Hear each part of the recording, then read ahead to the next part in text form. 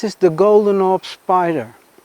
And the large spider here, that's the female. And this is quite a large web.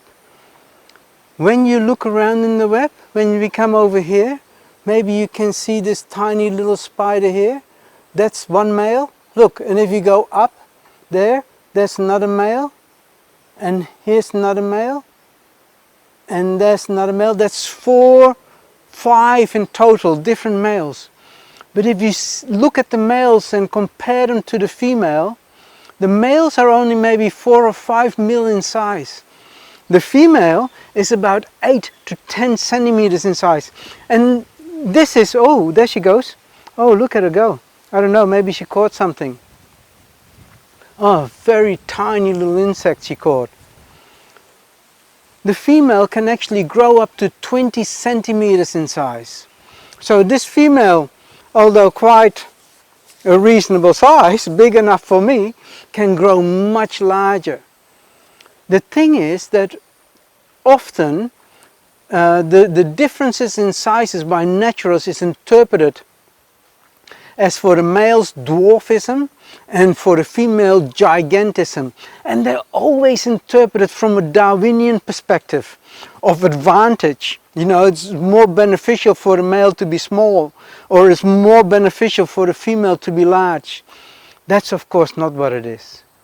When you understand how I explained evolution, you know how instinct continuously reduces, and you understand that insects were the first animals that arrived 450 million years ago. These males have not grown any bigger. They still run the risk now to be eaten every time they mate with her. And that is how evolution is. And it cannot be any different.